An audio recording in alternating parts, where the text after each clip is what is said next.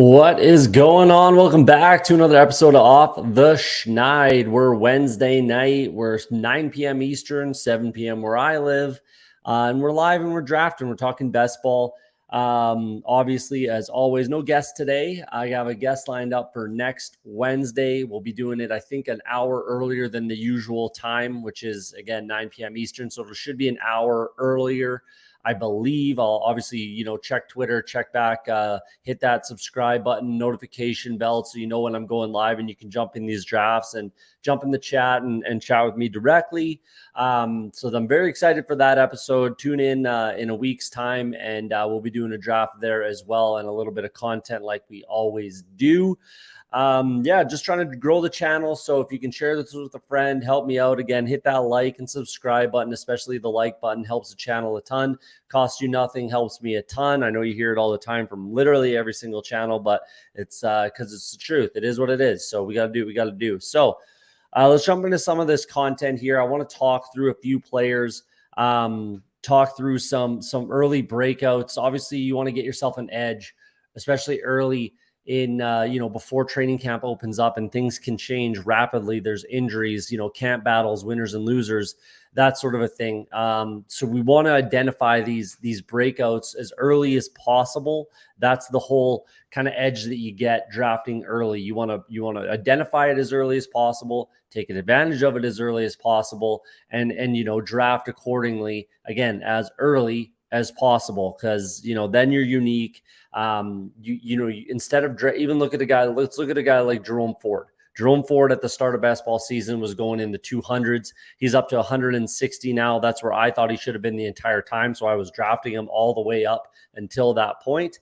So, I should have a bunch of early lineups that are, unique, where I had Jerome Ford in the 18th round, 17th round, something like that.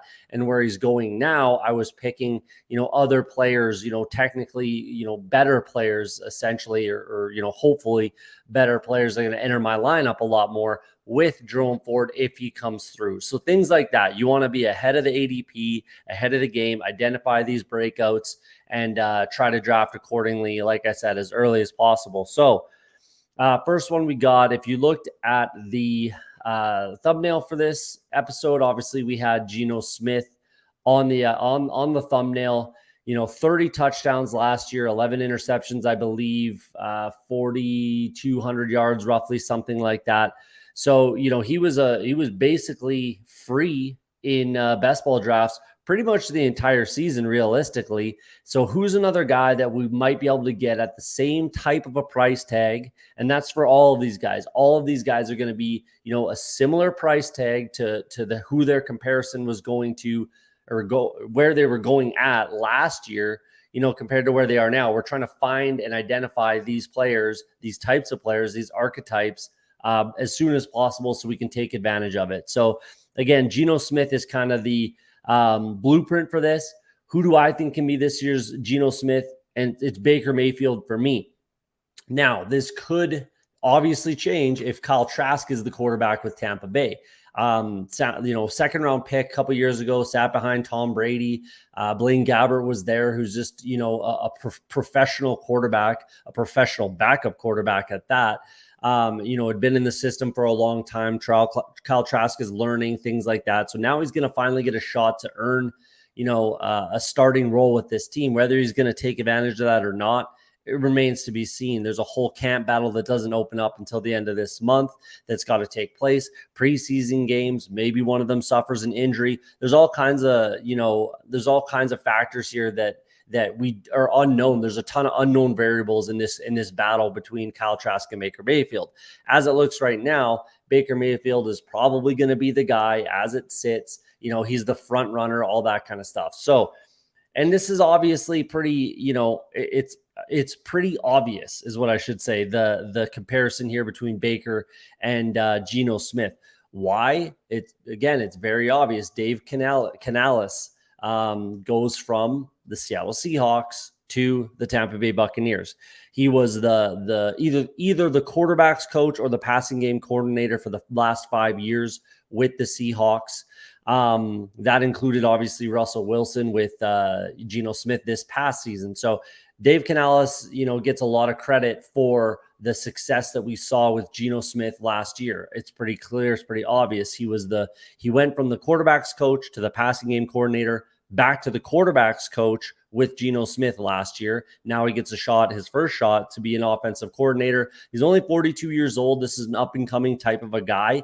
I really like Dave Canales as a coach. I'm really excited to see what he can do with this offense that should be a little bit improved. And we'll talk through it a little bit more again with the next guy coming up. But right now, Baker Mayfield. So for that, like I said, the last 5 years, he's either been the quarterback's coach or the passing game coordinator. Yes, he's not the offensive coordinator, but he's still very involved with the offense, especially the quarterbacks.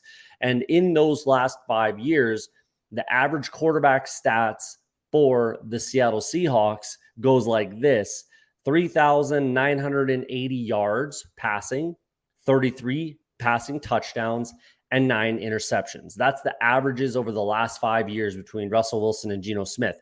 Now, do I think that Baker Mayfield or Kyle Trask, for that matter, is going to go out and put up those type of numbers?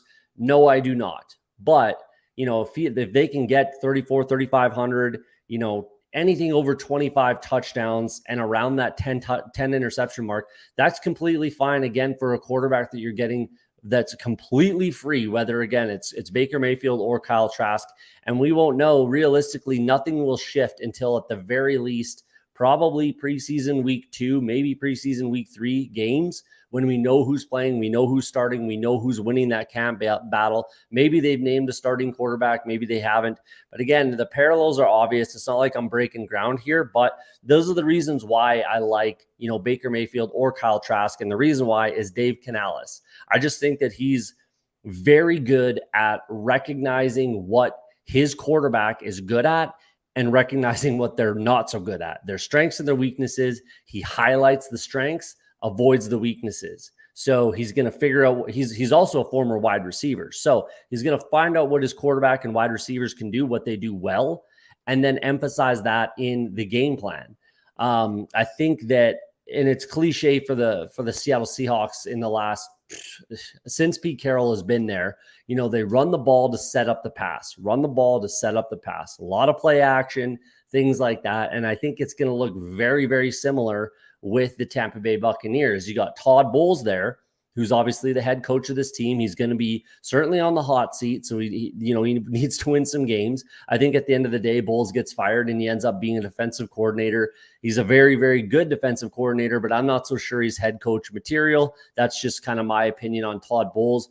I'm happy he got another opportunity to run an NFL franchise, but I just think at the end of the day, he's going to settle on being a defensive coordinator, and there's nothing wrong with that. But we know typically for defensive head coaches, they want their offense to run the ball, control the clock, don't turn the ball over, and, let the defense play good defense, which this team still does have a quite strong defense.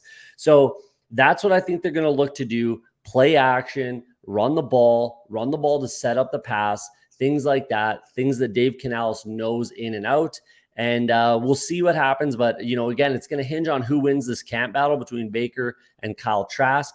Again, Baker Mayfield's the front runner right now, and he's going literally free in drafts. You can get him anywhere towards the end of the draft, 18th pick, that's for sure. So if you're drafting a top tier quarterback, nothing wrong with firing a super late Baker Mayfield.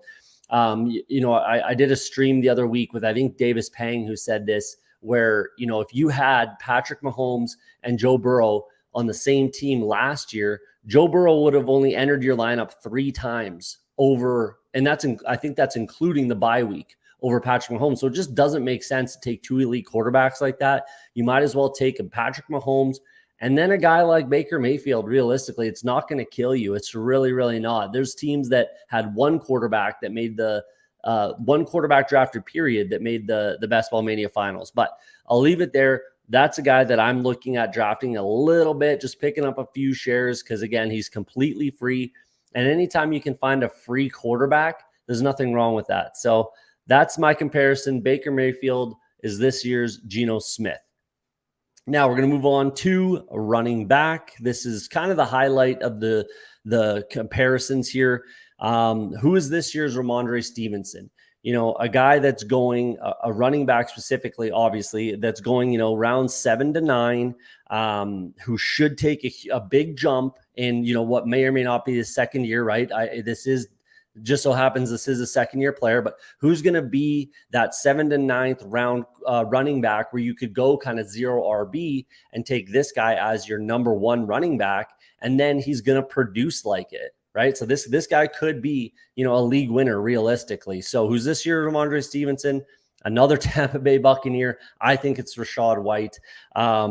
He should be able to, he had like 129, I think, carries last year. He should be able to, at the very least, get up to about 210 carries, which is where Rhamondre was last year. Very good chance that he surpasses that number. And he just needs to be a little bit more efficient. He averaged 3.7 yards per carry. And then if you look at, who's now off the team, Leonard Fournette, who was even less efficient, he averaged 3.5 yards per carry, but he also had 73 receptions. We're looking at Rhamondre Stevenson last year. I don't think anyone expected 69 receptions out of Rhamondre Stevenson. That's what he had. Look at Rachaad White last year. He had 50 receptions, 129 carries. He only had, I think it was 3 touchdowns though, which really hurt his overall production, obviously. But with Leonard Fournette off the team now, that's 73 receptions. I think that Rachaad White is going to be a pretty good candidate to be a 100-catch running back. I don't know when the last time we saw that was. Probably CMC. Matt Forte did it one time in his career. I'm sure Christian McCaffrey did it at least once or twice in his career. But I think that that's genuinely on the table for Rachaad White. And I think, 1,500 total scrimmage yards is really not out of the question whatsoever. He just needs to get a little more efficient in the running game and then score more touchdowns. How and why do I think he will be more efficient in the running game? I think that offensive line is a ton better than it was last year. Matt Feiler comes in, Ryan Jensen comes back from a season-ending injury, and then they draft Cody Mauch in the second round of the NFL draft this year. So it's kind of a rebuilt offensive line, retooled, if you will. Again, a guy coming back, they draft a guy, things like that. So it's going to be retooled. It should be more efficient, should open up some running lanes for Rachaad White. And then the catches are going to be there kind of regardless. He's definitely going to gobble up everything from Leonard Fournette, unless you think, Chase Edmonds is coming in and taking carries away, or I guess more likely receptions, third down work away from Rachaad White, which I really don't see. And I'm going to be honest here. I wasn't a big Rachaad White believer in him kind of as a rookie coming out of college. I wasn't a big believer of him. I didn't even have him. I don't even know if I had him ranked in my top 10, but here he is. And now I absolutely love the guy. Again, the situation dictates that, and all the reasons that I named there, the sky is kind of the limit for Rachaad White this year. I think he's going to be drafted in the 30s next year, same as Rhamondre Stevenson is right now. So this is a guy, 7th to 9th round. You can go be a league winner, be your 0 RB, RB1, maybe an RB2 for your team, whatever you want to do. But I think that Rachaad White at the end of the day is going to be this year's Rhamondre Stevenson. Moving on, another guy on the thumbnail for this show, Evan Engram. Who's going to be this year's Evan Engram? To me, it's Tyler Conklin. Evan Engram was drafted super, super late in best ball drafts last year. Again, all the way up until the season started. Late round guy. I don't know what he finished at, but I was drafting Evan Engram a absolute ton last year. He was 18th round, and I think he bumped all the way up to right around, I think he finished about 16th round, something like that. And we're seeing that sort of trend with Tyler Conklin as well. So honestly, now's the time to pick up as many shares of Ty Conklin as you can get, because his price is increasing, kind of by the day. So I would, try to fit him into your lineups as much as you can. I think he can be that tight end 2 in a, two tight end roster construction, 2 tight end build, that sort of thing. I think he can be that guy where you don't have to rely on 3. Sure, you can go that route, and it's never a bad route to go, but I'm fully okay with believing in Tyler Conklin as my tight end 2 and 2 tight end builds. So again, the parallels that I was looking for when I'm looking for the next Evan Engram, an up and coming type of an offense, a little bit of unproven wide receivers, and then some history of production, at the position. I think that Conklin checks all of these lists or all of these marks, all these buttons, has a history of production, has mirrored, exactly the same production in the past 2 seasons, limited, unproven wide receivers. So Garrett Wilson's obviously a stud, 100%. Beyond that, what are we looking at? Allen Lazard, Mecole Hardman, Corey Davis. None of these guys really, blow my socks off to be, a 1,000-yard wide receiver, that sort of a thing. Lazard does do a lot of tight end type things, that's for sure. But, there's going to be room for Ty Conklin to eat, especially in this offense. And then you look at the quarterback position, Trevor Lawrence coming up, taking a second-year leap. Obviously, it's not quite the same with Aaron Rodgers coming over, but there's a huge leap at the quarterback position, obviously. So last year, you look at his production. The last 2 years, both years that Tyler Conklin has been on the Jets, the quarterbacks have been Zach Wilson, Joe Flacco, and Mike White. And he's had the exact same production for the last 2 seasons, which is very quality, over 100 points at the tight end position. Nothing wrong with that. So you inject Aaron Rodgers into this offense, and that's a massive, massive upgrade. I think everyone can agree on that. You look at offensive coordinator coming in. Matt Hackett comes in with, obviously, Aaron Rodgers. So you look at some parallels. Again, I'm looking for parallels in all of these. They got to make sense.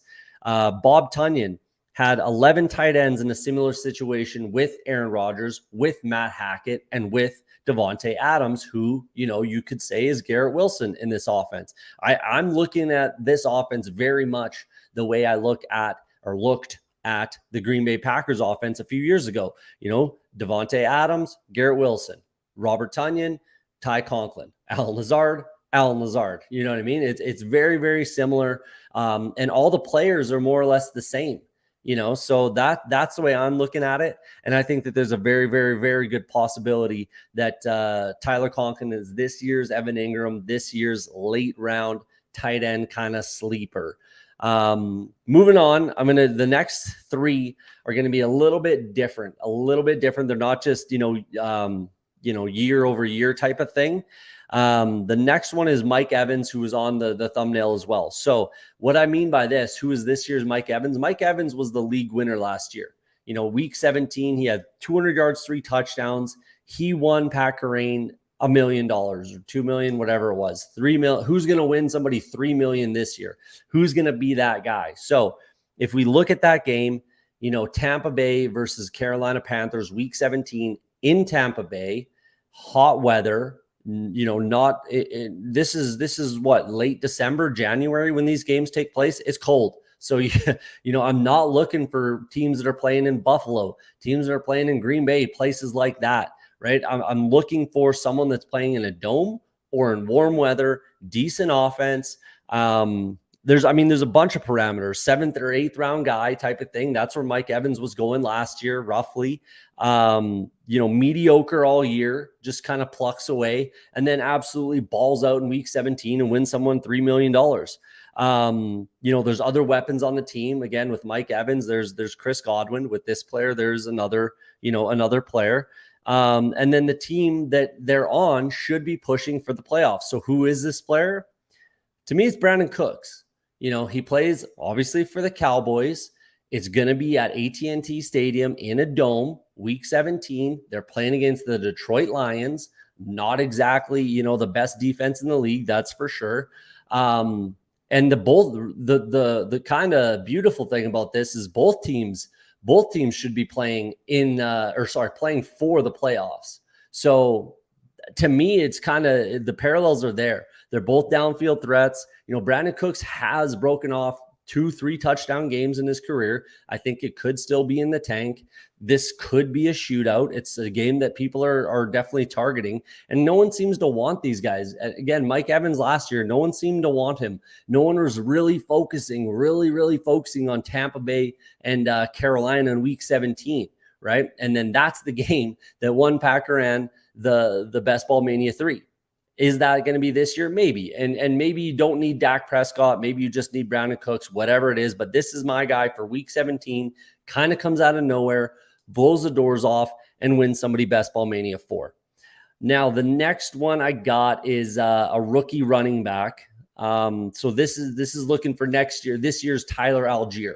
Rookie running back, whether they had draft capital or not, doesn't particularly matter, but who's going late in drafts, who by the end of the season may be able to dominate their backfield. Obviously, it's going to take some things to shake, kind of right, which it obviously did for Tyler Allgeier. That's why he was getting drafted so late.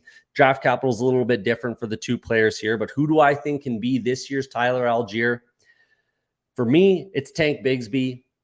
This was a team that I was paying attention to in the draft, knowing that they needed to draft a running back. And whoever that running back was, as long as it was somebody, good, that I deemed good, he was going to be a guy that I would kind of focus on. So Tank Bigsby for me was my RB4 in this draft. Obviously, the top three are very solid. Jahmyr Gibbs and Bijan were both obviously first-round picks.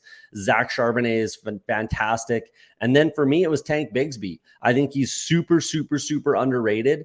I think he's a 3-down back. I think that he could have standalone value in this offense. And then if there's an injury to Travis Etienne, he is the direct handcuff to Travis Etienne. A guy like Jaylen Warren, who people love, I'm not even so sure that he's the direct handcuff and he will gobble up every single, the same sort of snap share and target share and things like that as Najee, if Najee Harris goes down. But Tank Bigsby for me, 3-down back. He's the direct handcuff for Travis Etienne. And then this is a very, very high-powered offense. Sure, they don't run the ball an extreme amount, but this is still a high-powered offense. And again, with Tank Bigsby being that 3-down back, he's going to be okay to be on the field on third down, pass catching, all that kind of stuff. And then if we look at Travis Etienne as a player, I like Travis Etienne. I really, this isn't a knock against Etienne. Again, 3-down back, very, very productive in college, very productive and very efficient last year. I think he was 5.1 yards per carry, over 1,000 rushing yards, played all 17 games last year. But again, he had about 250, just over 250 touches last year. And then in college, he had over 800 college touches. He really should have came out of college before his senior year there. I don't think it was necessary whatsoever, but 800 college touches, which includes carries, receptions, and he returned kicks, which is a very, hard-hitting proposition. So over 800 college touches does not lead to a very long NFL career. If you look throughout the history of running backs, it is a thing. So, and to cap it all off, he has had major injury, Achilles. Achilles injuries are, a running back killer. Do I think that he could be, an outlier and escape that? I do. Obviously, look at the production he had last year, but I'm just saying the potential is there for him to break down, and this is the direct handcuff. And he had the draft capital, better draft capital than Tyler Allgeier. Tyler Allgeier was a 6th-round pick. Tank Bigsby, 3rd-round pick. So they invested in him. So again, that's why I think he has a little bit of standalone value. And if there is an injury with all those touches catching up to Travis Etienne, then I think Tank Bigsby can absolutely be that guy. So I'm drafting him a ton. Maybe you are too, but that's my kind of spiel. That's what I think that, and that's who I think Tank Bigsby can be this year's Tyler Allgeier.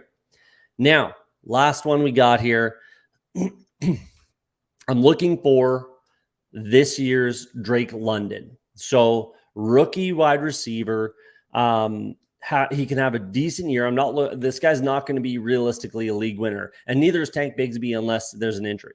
But this guy's not going to be a league winner. He's going to have decent production, and then we'll most likely see his ADP if all goes well. If I'm talking like I'm right here, his ADP will be halved next year, much like Drake London's was. So, a later round, call it, 6th, 8th, 9th, something like that, wide receiver this year who's going to go in maybe the 4th or 5th round next year, something like that, could end up being the team's wide receiver 1 after this season. Again, much like Drake London, even though Drake London was pretty much their wide receiver 1 from day one.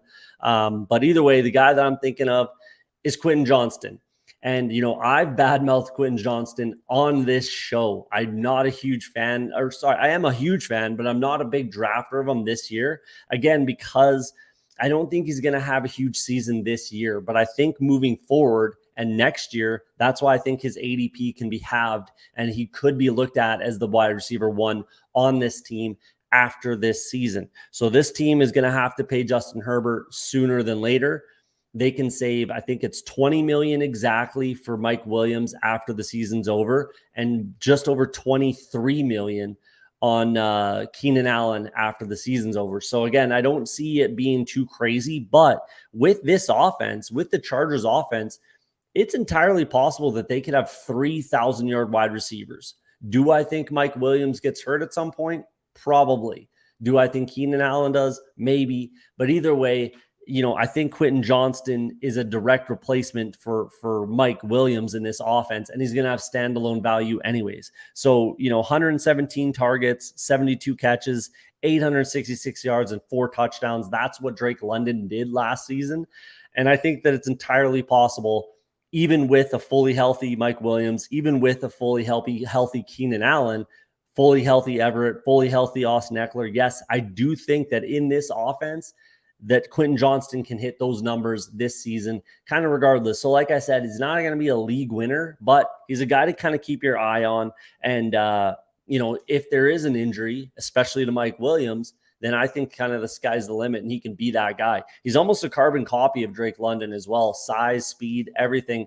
Maybe not as much of kind of a mean streak. Drake London has a little bit of a mean streak to him, but other than that, they're almost carbon copies. So I think that this is going to be, Quentin Johnston, this year's Drake London, and we'll see how it shakes out. But there you go. There's a little bit of content before we jump into a draft. Let me know what you think in the comments on that. I always like to hear other people's opinions. Am I completely wrong? Am I right? What do we got? But there you go. Hopefully you like the content there. But let's jump into a draft, what we all kind of came for. If you're in the chat, jump in the draft if you'd like. We're going to do a best ball mania here. Alex, appreciate it. We're going to do best ball mania and see if I can put any of this to work here. So waiting for 9 people. So we'll see. And I've said it a few times while doing drafts on this stream or by myself, whatever it is. If I draft an early quarterback, an elite quarterback, a lot of times I'll bring it back with an elite tight end. So I think it was with Eagles when James was on. That's why I had so much TJ Hawkinson, because if I'm drafting, Patrick Mahomes, Jalen Hurts, those types of guys, and then I bring it back with TJ Hawkinson, I don't need to touch tight end or quarterback until the end of the draft. So guys like Tyler Conklin, guys like Baker Mayfield might be those bringbacks at the end of the draft to fill out my rooms, and it's costing me almost nothing. So we'll see how this works out, and it all depends on what pick you're at and how your kind of draft goes, how you end up building it out, correlation, all kinds of things like that. So we'll see. Again, it highly hinges on where you're drafting in the draft. So waiting on 4 people. Again, if you're in the chat, jump in if you want. Let me know if you're in the draft, and we'll get this going. I haven't done any weekly winners drafts yet, but I was watching Fantasy Dog Pound earlier today. Might jump into a couple. I don't think I'll do too many, maybe like 10 total, and then just kind of build 10 completely different teams and be very, very intentional with how I draft. I really don't think I'll volume draft that one, kind of just for fun, just to do something different and have a week to week kind of best ball sweat and see if again, you only need to get, if I'm only doing 10, I only need to finish top 50 or something stupid to get my money back. But if you top 10, then there you go. Pick number 4. Don't recognize a ton of names in here. I don't recognize anyone in here actually. So this could get really, really interesting. Again, if you're in the chat, drop tell me what pick you're at, something like that, if you're in there drafting. But this is an interesting, I think this might be an interesting room. I've been pick number 4 or 5 almost every friggin' draft, it seems. It's kind of, I have 0 shares, 0 shares of Justin Jefferson. And trust me, it's not by design. I haven't had the first overall pick in a single Best Ball Mania, and this is number 27, I believe. And I don't have a single share of Justin Jefferson. So that's kind of annoying. And that's why I always say, like, that's why I draft Justin Jefferson first overall if I ever am first overall, because it might be the only time I get him. So you kind of have to just take him first overall to get some kind of exposure, because right now I have 0. We'll see how this shakes out here. Christian McCaffrey might go. No, Cooper Kupp. So people are off Tyreek Hill right now. A lot because, he may or may not get suspended, things like that. I don't think he will end up getting suspended. We'll see, but I'm going to go ahead just because I don't have a ton of exposure to him. I'm going to go ahead and draft Christian McCaffrey here. Start out RB first, which is not, we'll see. I don't love to do that too much, but, Christian McCaffrey is the RB1, and as long as he's healthy, he's the unquestioned RB1. So there you go. Interesting build, interesting start. Obviously, I'm going to look to plug in a Washington Commander at some point. Pass catcher, probably. Actually, 100% a pass catcher. The 49ers have, if not one of the best run defenses in the NFL, so I'm certainly not looking to draft too many Washington running backs when I'm correlating with the 49ers. Diggs, Brown, Eckler's still there. Running backs are dropping, but, besides Christian McCaffrey's keeping his ADP up pretty high, which is kind of surprising considering. I'm interested to see how that goes, as we get into August, how it looks for running back ADPs. If they kind of start bumping up a little bit, we'll see. But Lamb and Wilson doesn't look like you can get those guys at the 1-2 turn too much anymore. Bijan will probably go here with a wide receiver, probably Bijan and Amon-Ra is my guess. Amon-Ra, Waddle, close. So Bijan we've seen fall. Like I said, these running backs are starting to pull back. Not starting to. They have been kind of all summer slowly, some more than others. Bijan was up to, I think, like 6 or 7 or something like that when the summer started, now down to 10. I could see him potentially falling out of the first round if things keep going the way they're going and wide receivers keep getting inflated and bumped up draft boards. But we'll see how that ends up, late August, or even just when camp opens in late July here. So we'll see what happens. I'll probably take Chris Olave here if I can. Just looking at Derek Carr's downfield percentage, I think he was top 10 in the NFL in downfield throws, and Chris Olave's high ADOT. That's pretty interesting, especially for spike weeks.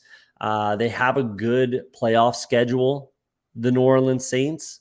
Just pulling up who they play here. Tampa Bay, the Rams, and the Giants. At Tampa Bay, at LA, and then at home in a dome to the Giants. Really don't mind that playoff schedule at all. There you go. Oof. Yeah, I can't go running back here if I'm being honest. If he's still there, Jonathan Taylor, I'll take him on the 3 turn. So I don't mind. I'm getting a little bit more. I'm getting a little bit warmer on Chris Olave, if I'm being honest. I love him as a player. He was my favorite wide receiver last year as a rookie, my favorite rookie, going into the draft. He wasn't my number 1 ranked, but he was my favorite wide receiver. And he had a really good rookie year, obviously. So spike weeks galore. All right. Obviously, Jonathan Taylor doesn't make it to me. That would have been pretty sweet, but let's see what we do here. People are pretty sour on this side of, round 3 at the wide receiver position. T. Higgins goes relatively early, but no one seems to. I mean, I guess he's held his ADP. He's dropped a little bit. DK Metcalf. But no one seems to be super excited. No one's taking him ahead of ADP. That's for damn sure. So he kind of falls into your lap a lot of times. And if he's still there right here, I'm going to be taking DK Metcalf. That's an easy click for me. Rhamondre might go here. Makes sense with Josh Allen. Josh Jacobs, wow, not a name that I'm pretty much ever clicking personally. So I'm going to go DK. He's realistically the last wide receiver in this kind of range that I want to take. Or sorry, I guess he's more the first wide receiver in this range that I want to take, and kind of the only. So there you go. DK Metcalf I'll bring in. I like this NFC West for scoring points. I think all the defenses are pretty suspect except for the 49ers run D. Their passing defense, their secondary is really nothing to write home about. So you can get after the 49ers through the air, in my opinion. And all of these teams you can get after. Even the Seattle Seahawks, they do have a decent secondary, Tariq Woolen, and we'll see if maybe he slumps in his second year. Who knows? But other than that, honestly, the NFC West, I think, is really ripe for scoring points. And, quick little nugget, I probably won't stream any weekly winners, so I can feel comfortable saying this on stream.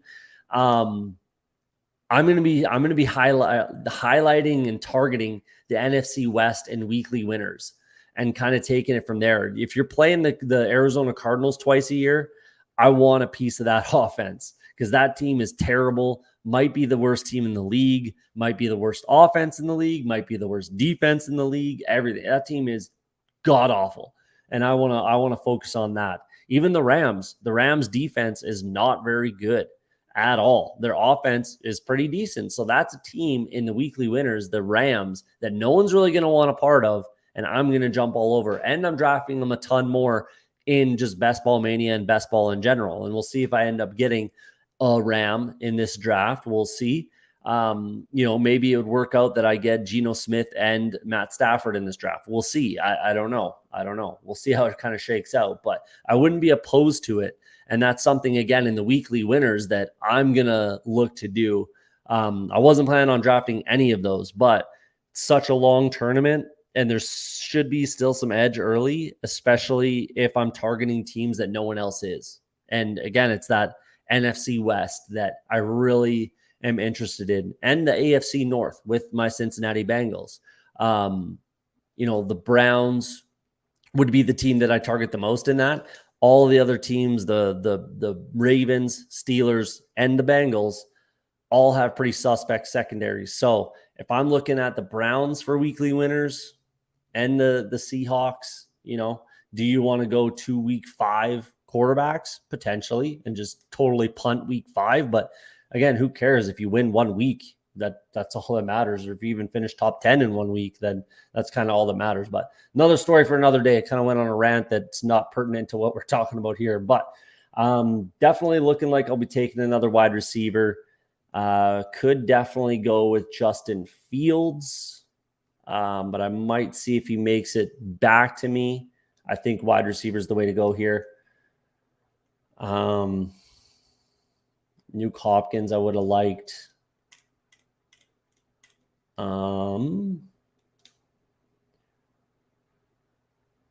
Do I want to go Terry McLaurin? I really like Jahan Dotson this year quite a bit. I think it's very possible that their ADPs get close.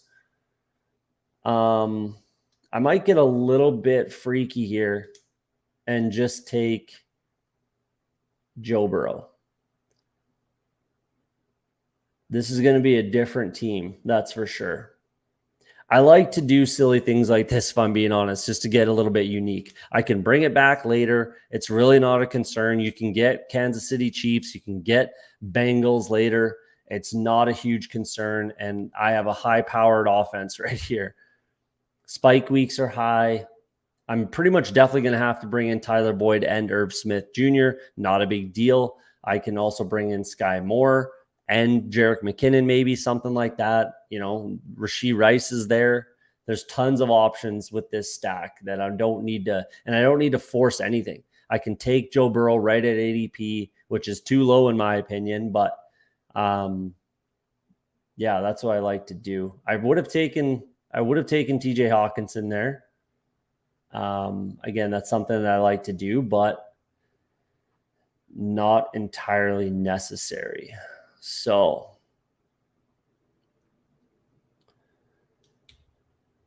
probably another wide receiver here. Wow, Madison, that's early.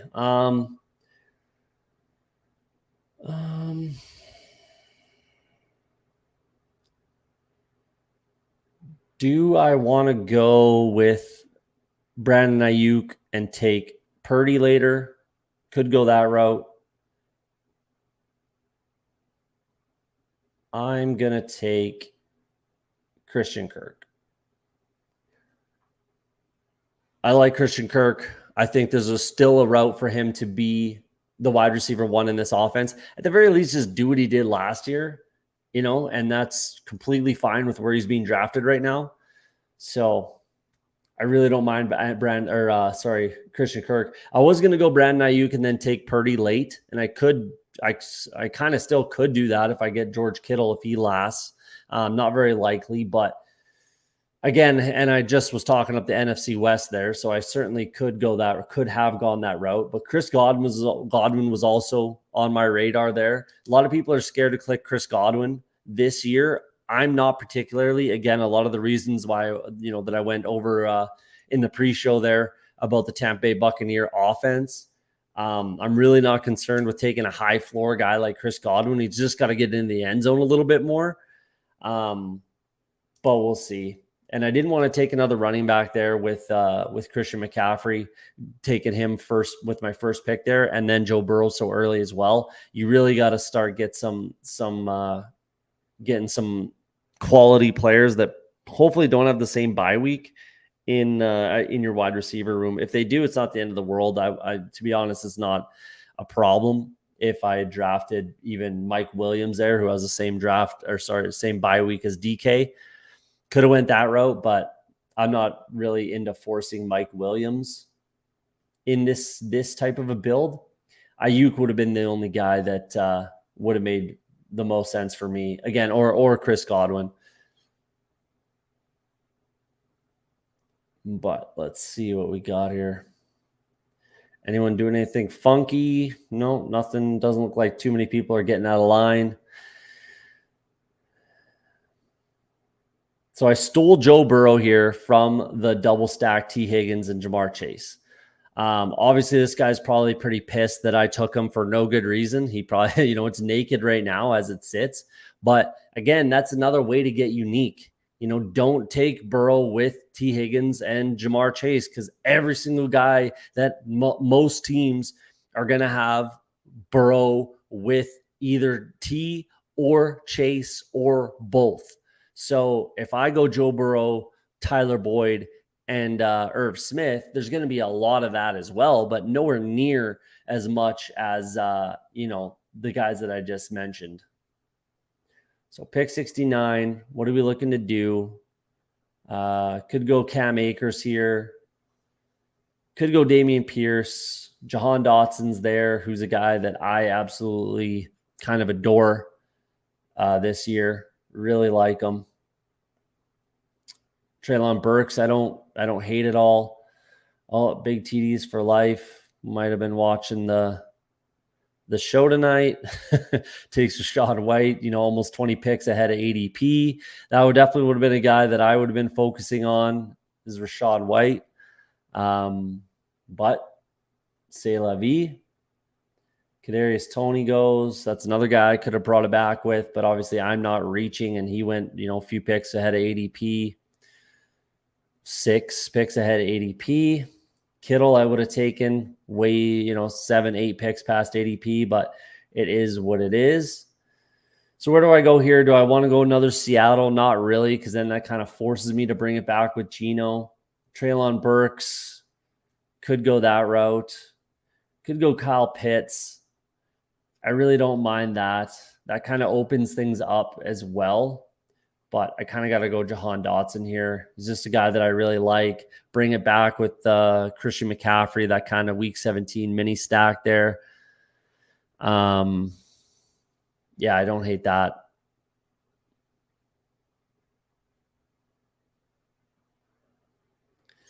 And then if he's still there, I'm probably going to be going with Kyle Pitts.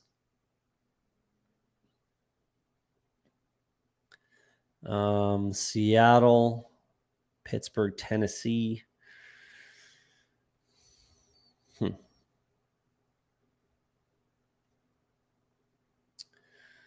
All right. Could take Treylon Burks. Could take George Pickens. Treylon Burks, Dameon Pierce are falling.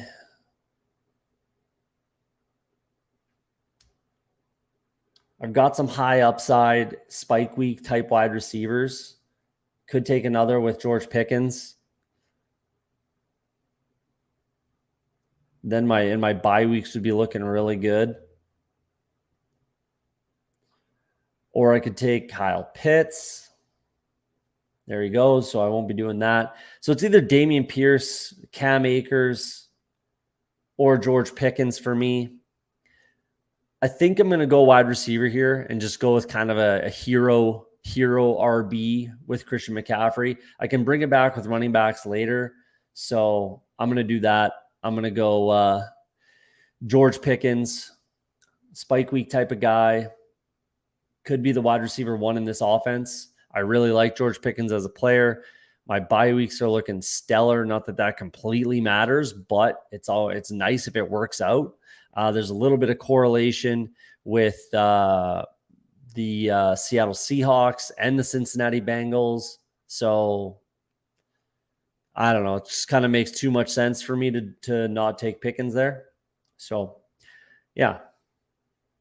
And I do not have near enough exposure to Tyler Allgeier. That might be a guy that I take late in this draft. That's kind of another reason why I didn't take Kyle Pitts with my first pick there. And if he got to me at 76, maybe I might have still not taken Kyle Pitts and still taken George Pickens. But I definitely need to get a little more exposure to Tyler Allgeier. That's for sure. So I'm kind of purposefully building this team like this.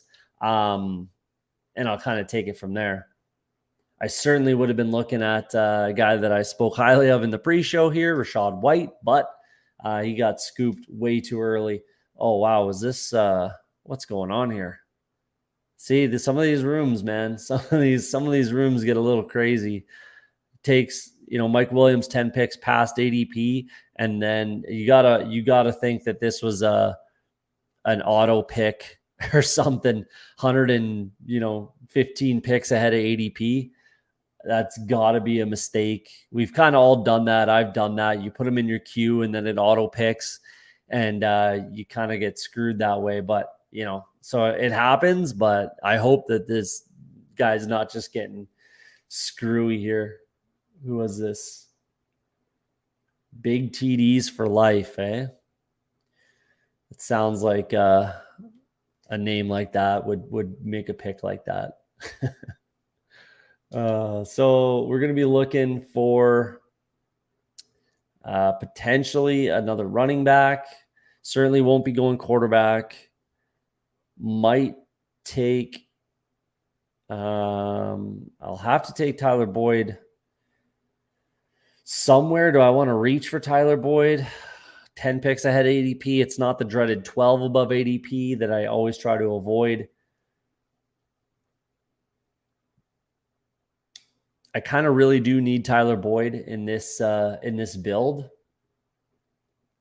But I mean, if Gabe Davis is here, 15 picks, whatever it is, past ADP, I'm going to have to take Gabe Davis.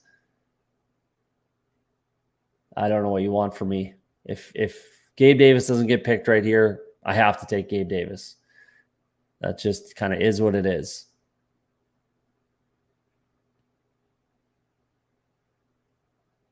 Extreme value. That'd be crazy. Wow. I got to take Gabe Davis. That kind of throws a wrench into things a little bit, but I really don't mind it getting that kind of value on Gabe Davis in a high-powered offense. This wide receiver room is pretty deadly. This is a very, very scary wide receiver room, if you ask me. And I don't have a single overlapping bye week. That's kind of madness. That's crazy. This is certainly a unique build. So Now, as long as he's there, I'm going to have to take Tyler Boyd here and might be done at wide receiver. I think I kind of have to be done at wide receiver. We'll see how the rest of the draft shakes down, but 7 might be more than enough considering who I have here, and getting Gabe Davis that late, that really boosts up the value of the room overall. And again, with the bye weeks not overlapping, especially if I do get Tyler Boyd by week 7, then I don't have a single overlapping bye week in my wide receiver room, and I have a stud wide receiver room. So fingers crossed I get Tyler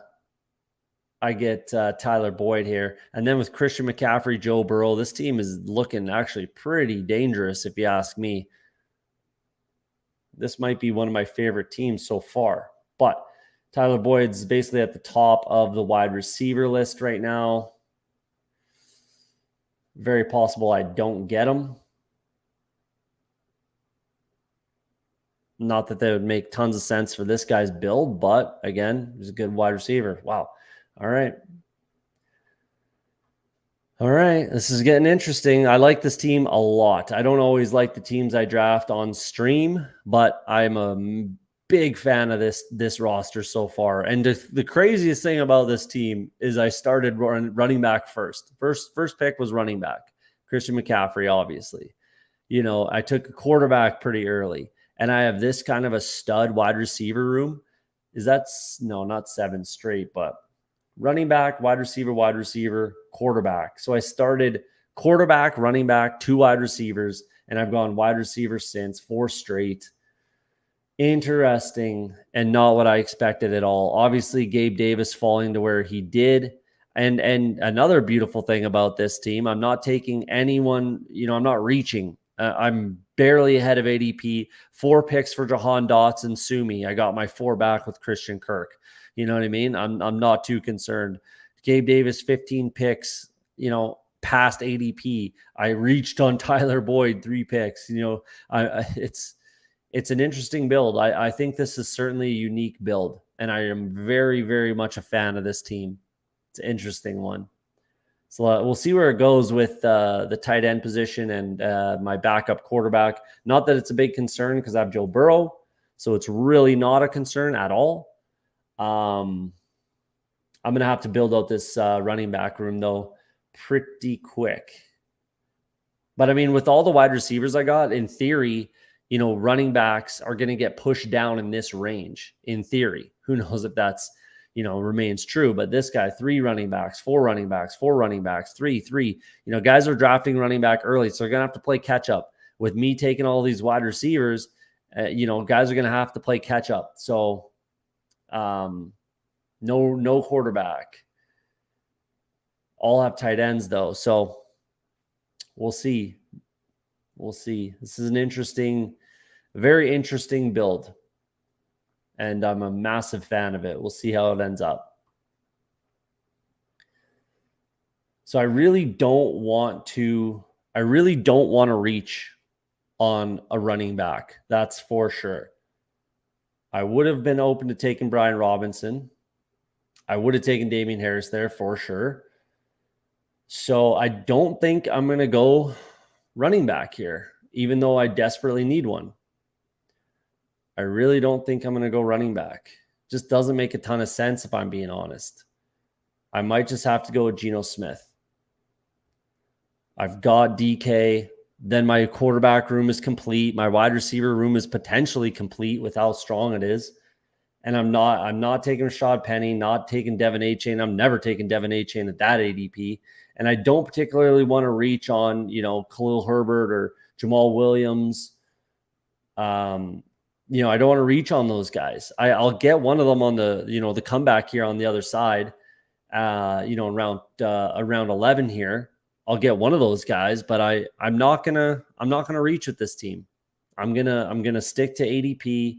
Wow, this guy, Nico Collins. These rooms get a little bit nutty.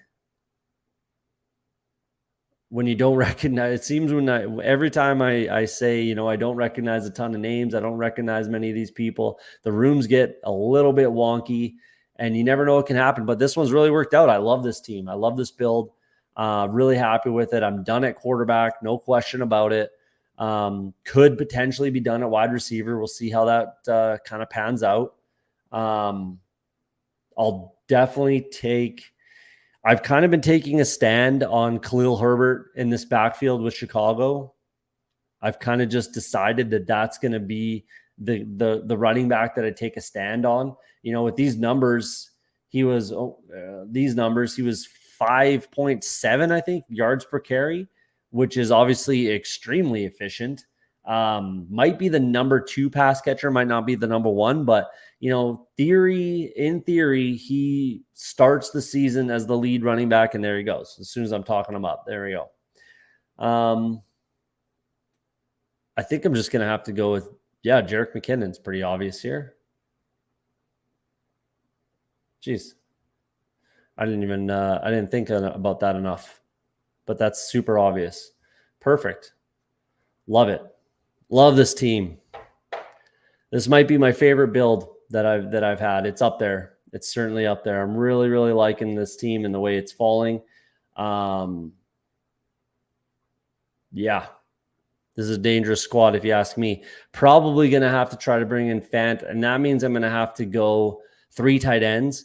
If I go Irv Smith Jr., no Fant, I'll have to add another tight end, which is not a big deal as long as it's not an overlapping bye week. I don't want to do that with tight ends. I don't particularly care with, wide receiver for sure.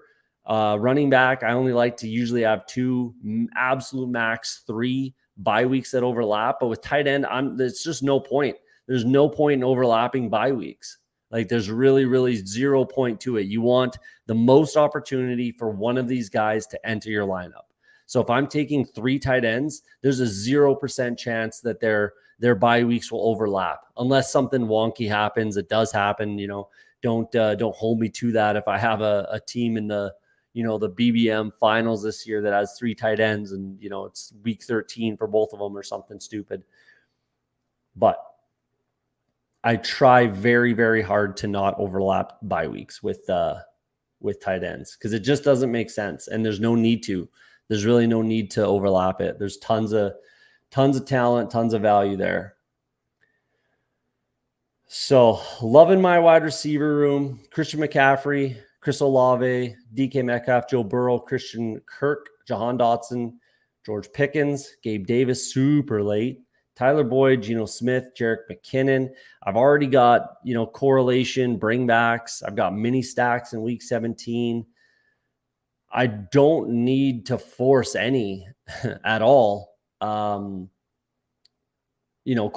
or bringbacks, but I certainly could.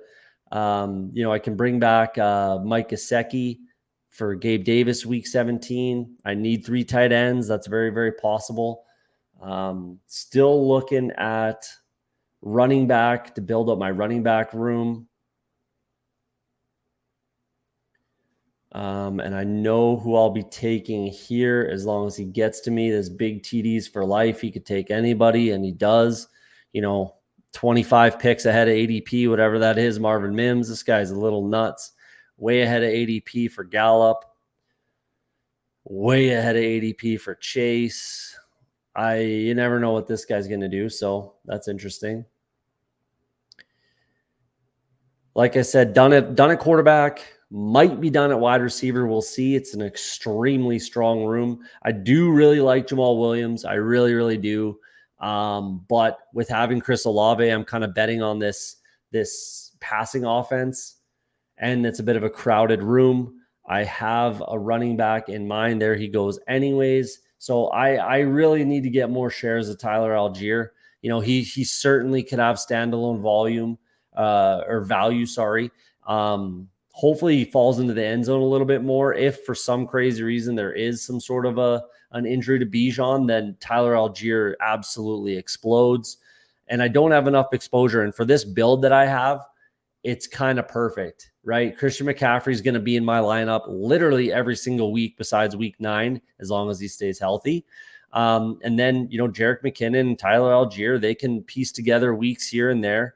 Allgeier has a little more touchdown upside than Jerick McKinnon, but Jerick McKinnon has more PPR pass catching upside than Tyler Allgeier. So there you go. We'll see how that one shakes out. I really, really like how this team is coming together here.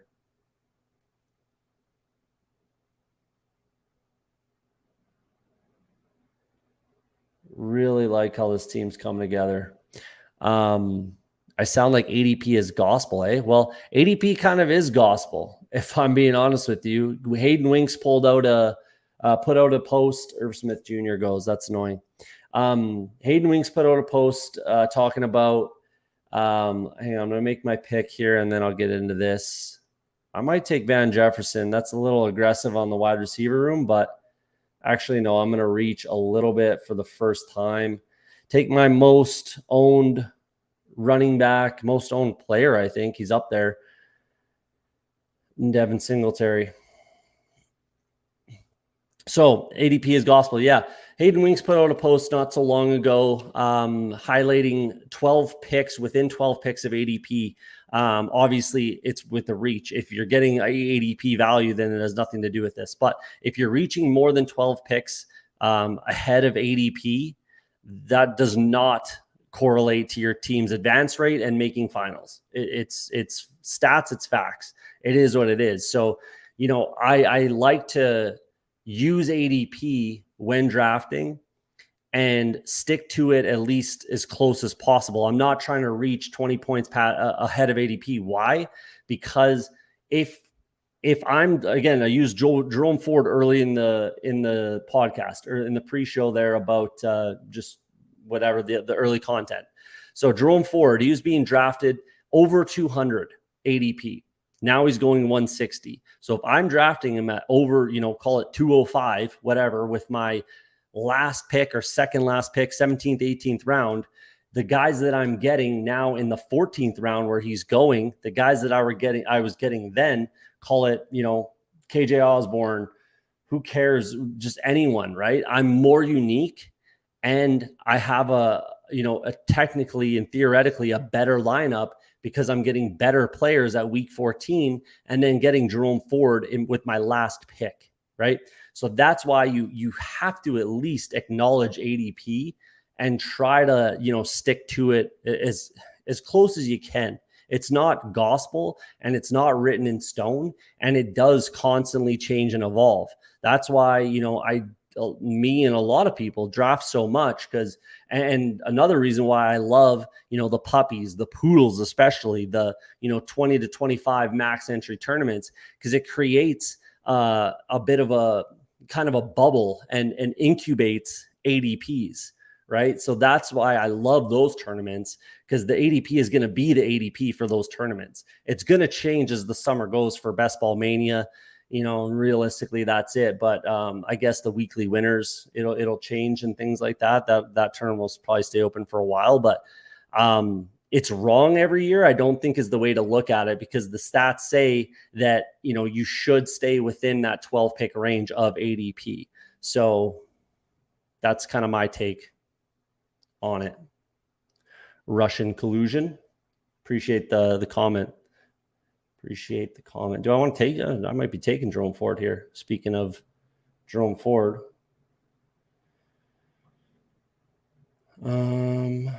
yeah, if Jerome Ford's there, I'll be taking Jerome Ford. Speaking of, or Tank Bigsby.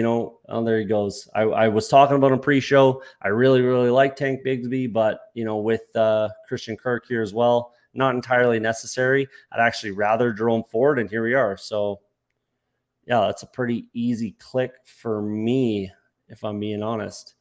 And not that I'm trying to, but I'm avoiding bye weeks here a ton. My obviously quarterbacks, you're not taking overlapping bye weeks, but my running backs I've avoided, not on purpose. It's just kind of happened that way. Same thing with my wide receiver room, deadly wide receiver room, and 0 overlapping bye weeks. That's, again, not entirely on purpose, but I'm very, very happy about it, if I'm being honest. So if I compared ADP to what they finished, that's kind of what I was just getting at with Jerome Ford, right? Like if I have 20 teams with 18th, 17th, 18th round Jerome Ford, and I have what I just take him in the 14th round, and I have another 20 in the 14th round, I have a bunch of unique lineups, and I have differing values on Jerome Ford, right? So have I compared ADP to what they finish? I mean, yeah, you see it go throughout the summer. You see their ADP change constantly, right?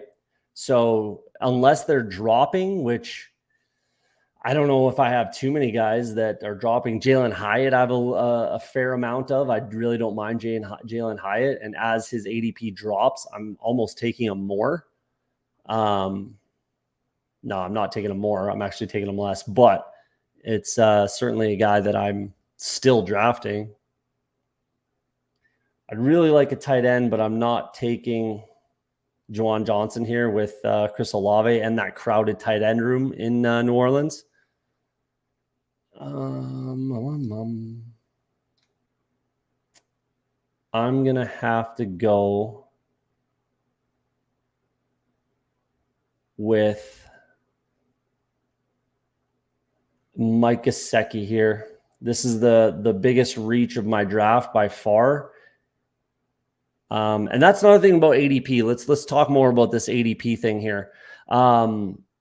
As the draft gets later, so we're in the 15th round now, 15th, basically almost 12th round on, from the rounds 1 through 10, I absolutely want to stay certainly within 12, that 12 pick mark, full round in ADP. I absolutely do. After the 12th round, it gets less and less and less important. 15, 16, 17th, like these rounds, I really don't mind. I wouldn't say anything about anyone that anybody takes at this point in the draft. Like take whoever you like and whoever fits your build, right? So don't worry about ADP late in the draft. Only worry about ADP early in the draft where it really matters. Where, again, if a guy like Jerome Ford, I mean, sure, he's maybe not the best. Who's a better example? I can't really think of anyone, but someone that went in the 14th round at the start of summer and is now going in the 10th round, someone like that, right? I can get my picks 1 through 10, my solid players, my core of my team, and then get that same player in the 14th. That's great. I'm going to have a better team than teams that are taking him in the 10th round now. Does that make sense? That's a big part of the ADP that, really I want to kind of drive home is it very, very, very important for at least the first 10 rounds and your first 10 picks in the draft. 11 and 12, a little bit matters. After that, 13 through 18, I don't particularly care. Take who you want. Take who, fits your build, some bringbacks, get some week 17 correlation, 15, 16 correlation even. You have to finish, first of 16 twice in a row in the Best Ball Mania finals, right? To get to the Best Ball Mania finals. In the Best Ball Mania playoffs, you need to finish first of 16 twice. So, correlate week 15, correlate week 16, that sort of thing. And it's okay if you reach, a full round. I really don't care. But beyond that or earlier than that, I personally really, really avoid that. And yes, I do like to stick to ADP, at least close to it.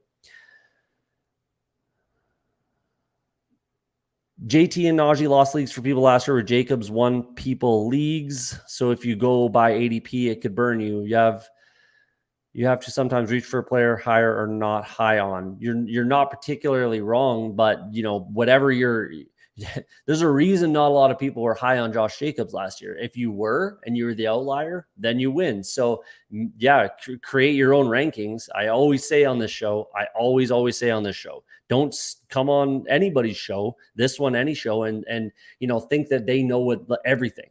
I do not know everything. No one on this platform, YouTube, knows everything. People have, edges. They've won big tournaments, that sort of a thing, but does not mean that they're going to, lead you to the promised land.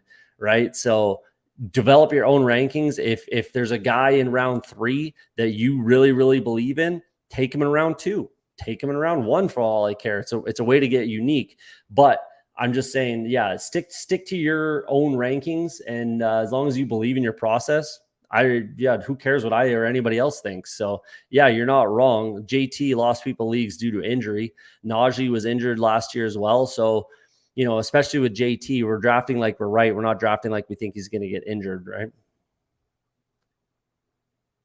Yeah, I'm not drafting like I'm wrong here. I'm not drafting expecting an injury for CMC especially, right? That's just not something I'm doing at all. I'm drafting like I'm right always.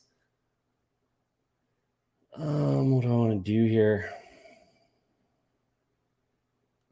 Kind of want to get creative. I'm going to get a little creative. I like Trey McBride this year. I like Trey McBride. Bad team, bad offense, bad defense. But Trey McBride was a tight end 1 last year as a rookie. So I'm a big fan. What are we going to do?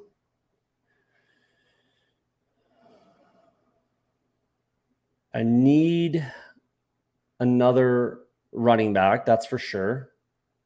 So I have 2 players in mind that I take a lot of, and I'm probably going to take them both in this draft as well. If you watch this show a lot, you probably know who I'm going to take.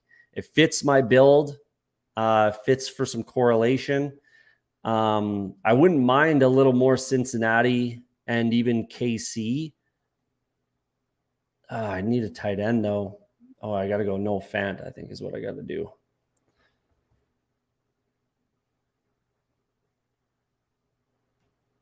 And then I think I'm going to take another wide receiver. I don't think I'm going to go. I think I'm going to be good at 7 wide receivers with how strong this team is, this wide receiver room.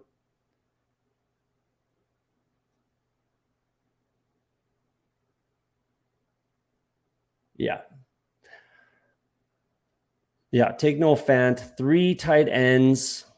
Kind of need it. Again, no overlapping bye weeks. I'm never overlapping tight end bye weeks.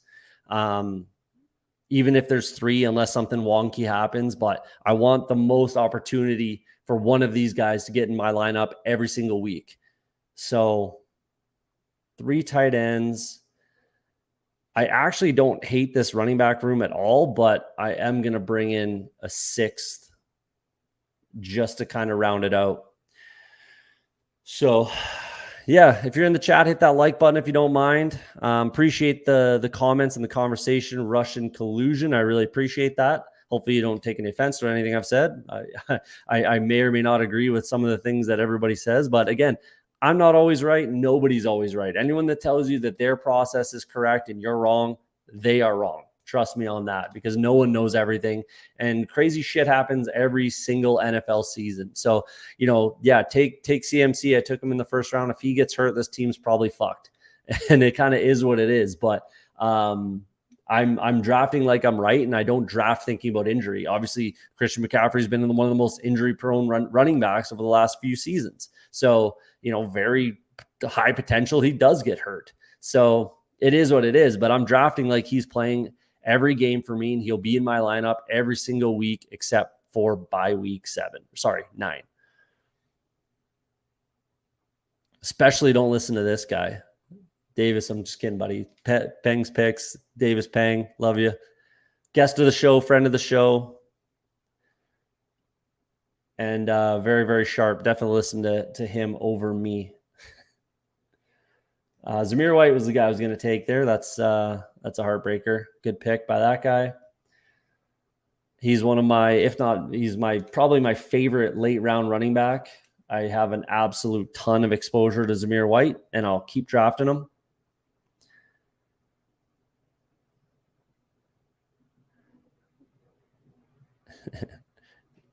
Yeah. Davis loves James Conner. It's pretty well known in the Twitterverse and the community that Davis is a big drafter of James Conner, who's another very injury prone running back. But still leads the backfield, still a quality player, and he could be a league winner. So I haven't drafted. Well, that's not true. I have a couple shares of James Conner, but not a ton. And I might rue the day. I might be wishing I had James Conner, every single week. Since Zamir White went, I might go another direction here and not take a running back, even though I'd really like to. I would take Israel Abanikanda here, but I'm really concerned that Dalvin Cook goes there. So that would really, really, really, really hurt that pick. Maybe I'll get a little really wonky here and take, considering Davis is in the chat right now, I might get really, really wonky here. Fantasy community has come around on James Conner. I don't know if they have, man. Maybe some people have. I haven't yet. Josh Kelly. I don't mind Josh Kelly. I'm concerned Zeke might go there. I'm gonna get wonky. Actually, I'm not gonna bother Davis with. I was gonna go with Keontae Ingram just to piss off Davis in the chat, but I'm actually gonna get a little even more kind of wonky. I don't know. Do I want to take Eric Gray? That's what I'm thinking. Eric Gray or Terrace Marshall. I've got so much Terrace Marshall. I'm going to get a little freaky and just take Eric Gray here. That's I think my very first share of Eric Gray. I don't hate it. He should be the running back too. If we're taking handcuffs, and which I am on this team, realistically, I only need one of these guys to show up week in and week out. I only need one of them, because as long as Christian McCaffrey's healthy, he's going to be in my lineup every single week except for week 9. But that means that all I need is one of these 5 players to enter my lineup week in, week out. My wide receivers are in a fantastic position. Let's jump into that team here. My wide receivers in a fantastic position. I got extreme value on Gabe Davis. Wasn't planning on taking him there at all, but I got excellent value there. 3 tight ends. I like this team a lot. If this was Zamir White, this would probably be my favorite team I've drafted in the entire best ball season. Either way, it's up there. He's the handcuff, in theory to Saquon Barkley. My first share. Don't mind if I do. Very, very strong quarterback room. Overall, I love this running back room, to be honest with you. Overall, Christian McCaffrey, obviously it hinges on him staying healthy, but as long as, Devin Singletary can be a guy that he's one of my highest drafted players. If Jerome Ford, for some reason, there's an injury to Nick Chubb, he's an auto smash. Tyler Allgeier, same thing with Bijan Robinson, auto smash. Jerick McKinnon's going to have a couple spike weeks. I think Devin Singletary will have some spike weeks. If anything happens to Saquon, I got Eric Gray. Wide receiver room is in a phenomenal position. Yeah, I like this team. I like this team a lot. The community is coming around to Terrace Marshall. Finally, I'm certainly leading the charge on that one. I did my exposure reveal last week. He is my highest owned player. I'm up to just over 40% on Terrace Marshall right now. So, if you like him and you're in a draft with me, you're going to have to reach most likely, even though I didn't take him in this draft and he didn't get drafted at all. So I kind of like that. If I'm not taking him, I don't want to get drafted at all. So there you go. But that's it. That's kind of it for today.